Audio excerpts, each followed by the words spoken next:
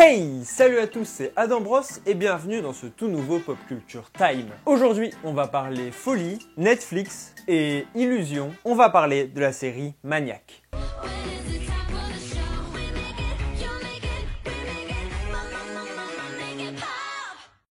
Maniac est donc une série Netflix sortie le 21 septembre 2018.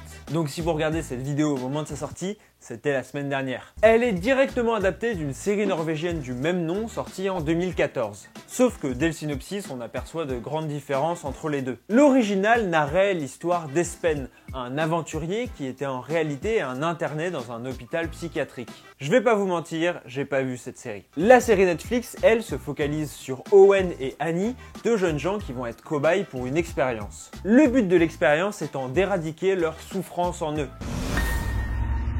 My head doesn't work right. I thought maybe these people could fix me. Sounds stupid. That doesn't sound stupid to me. Les deux personnages principaux seront joués par Jonah Hill et Emma Stone, que vous avez pu voir dans 21 Jump Street, La La Land ou encore The Amazing Spider-Man. Bref, le pitch de base est cool, le casting aussi, et la réalisation est déléguée à Kari Fukunaga, qui a notamment écrit pour des épisodes de la série True Detective. Le décor est planté, je vais donc très vite vous dire mon avis sur la série, puis ensuite on va passer à l'analyse, et notamment à mes explications. Et bah, j'aime beaucoup cette série, et je la conseille absolument à tous ceux qui ne l'auraient pas vue. Comme dit plus tôt, tout est assez irréprochable. Après, si certains d'entre vous l'ont vraiment pas vu, je préfère prévenir, ça s'écarte un peu du format des séries traditionnelles. Par exemple, il n'y a pas vraiment de gros cliffhanger à la fin des épisodes qui donnent absolument envie de regarder la suite. C'est plutôt vu comme un long film de 10 épisodes. Ce qui n'est pas pour me déplaire. D'ailleurs, on sent très clairement qu'une saison 2 n'est pas vraiment envisagée. Bref, passons à l'analyse. Et juste avant de commencer la véritable analyse, je tiens à vous prévenir, il y aura des petits spoils. Mais en fait, pour moi, la série ne repose pas du tout sur sa fin, son début ou même ses retournements de situation, puisqu'il n'y en a pas énormément non plus. C'est vrai qu'un des retours que j'ai vu le plus souvent apparaître sur la série, c'était notamment à propos de son opacité. Donc du fait qu'elle soit difficile à comprendre. Au début, c'est même assez déconcertant. Moi, le premier épisode, je me suis senti assez perdu. Et je pense que je suis pas le seul. Et ceci a selon moi une explication assez simple. On se sent perdu dans cet univers, tout comme le sont les personnages dans leur vie. C'est d'ailleurs cette perte de repères qui va les pousser à accepter d'être cobayes pour l'expérience. Et pour moi, les personnages principaux sont surtout perdus dans deux aspects de leur monde. Les relations aux gens qui les entourent et leur perception du monde. Alors, cette fois-ci, je vais pas traiter des relations aux autres parce que j'en ai notamment parlé dans la vidéo sur Atypical qui est sortie donc il y a 2 semaines, ma dernière vidéo. Je vous conseille d'ailleurs d'aller la voir. On va donc se concentrer sur la perception du réel et de l'illusion dans la série. Ce qui est 2 fois plus compliqué, donc je suis complètement stupide d'avoir pris cette partie en fait. Cool. Il faut savoir que c'est un thème qui est introduit dès le premier épisode avec Owen qui a du mal à savoir ce qui est vrai ou pas. On a l'exemple de la vision de son frère imaginaire ou même encore du verre d'eau avec un plan en insert. Un insert, c'est lorsque le réalisateur filme en gros plan un élément particulier pour montrer son importance au spectateur. Et là, on a ça avec le verre d'eau qui est filmé en gros plan et qui bouge. Et on comprend très vite qu'en fait, il ne bouge pas réellement. Bref, Owen a du mal à percevoir ce qui est réel ou pas, c'est assez évident. Pour Annie, en revanche, c'est un peu plus subtil. Selon moi, elle a plus ou moins conscience du réel, mais elle le fuit. Dès son épisode d'introduction, donc l'épisode 2, on voit qu'elle essaye de fuir la réalité en se droguant. Mais aussi, lorsqu'elle part de chez elle, elle emmène avec elle le livre de Don Quichotte. Il sera d'ailleurs réutilisé plus tard et sera un élément central de l'intrigue, puisque dans un épisode dont on va reparler juste après, Annie et Owen doivent retrouver le chapitre final écrit par Cervantes de Don Quichotte. Mais alors, pourquoi Don Quichotte? Eh bien, pour rappel, Don Quichotte est un vieux fou qui fuit la réalité en s'imaginant une vie de chevalier. Il confond les moulins et les monstres, et ne perçoit pas ce qui est vrai ou pas. D'ailleurs, à ce propos, petite parenthèse, je vous conseille le film L'homme qui tua Don Quichotte de Terry Gilliam qui est sorti cette année. C'est vraiment génial et sur la perception du réel, ça a un vrai propos.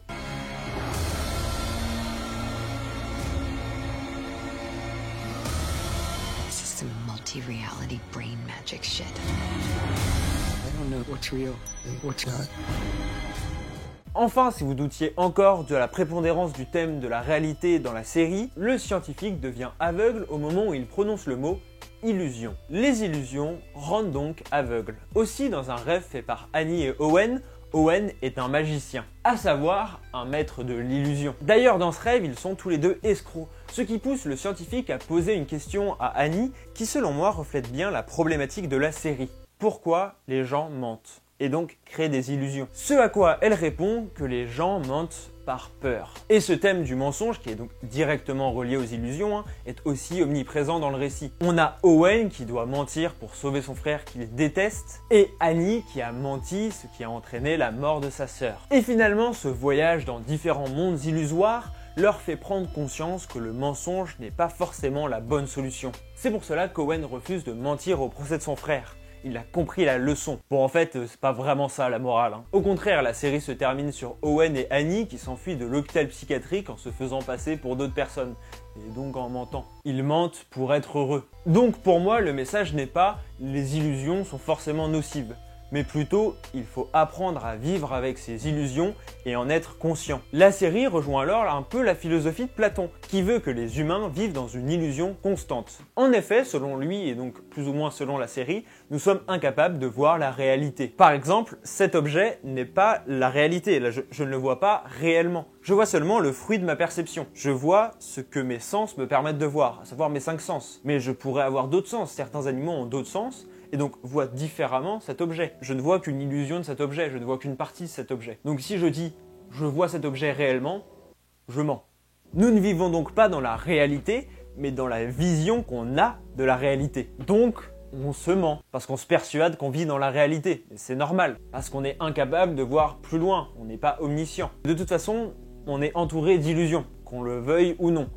Mais après, il faut apprendre à vivre avec ou pas. Enfin, j'aimerais conclure rapidement sur une toute petite analyse dont je suis un peu moins sûr. J'aimerais du coup votre avis en commentaire dessus. Il y a un véritable jeu avec les couleurs dans la série, notamment au moment des expériences.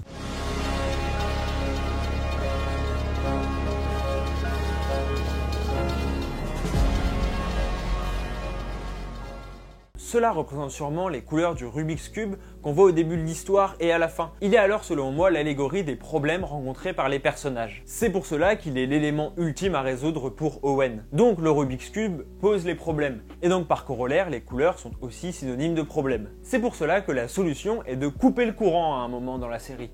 Et donc de rendre le tout super sombre et noir. Et que Owen résout un Rubik's Cube complètement noir, sans couleur. N'hésitez pas à lâcher un énorme pouce bleu si la vidéo vous a plu, à vous abonner et à partager avec tous vos amis, ça m'aiderait énormément. Activez la cloche aussi pour être au courant à chaque fois que je sors une nouvelle vidéo. Pour être resté jusqu'à la fin, je vous offre l'anecdote bonus. Alors, je ne suis pas sûr, mais c'est un peu encore une fois une hypothèse analyse, mais Owen s'appelle Owen Milgram, ce qui ressemble étrangement quand même à Milgram, qui était un scientifique notamment reconnu pour ses expériences en sociologie. C'est lui qui a fait notamment l'expérience sur la soumission à l'autorité. Je vous invite à regarder sur internet, il y a plein de vidéos à ce sujet ou d'articles très intéressants. Merci à tous d'être restés jusqu'à la fin de cette vidéo, ça me fait vraiment super plaisir. N'hésitez pas à commenter, à me dire ce que vous avez pensé de la vidéo. C'est beaucoup de boulot, donc je compte sur vous pour partager et pour m'aider à faire grossir la chaîne. On se retrouve soit la semaine prochaine si j'ai le temps et l'inspiration, soit maximum dans 2 semaines promis. À très bientôt. Ciao!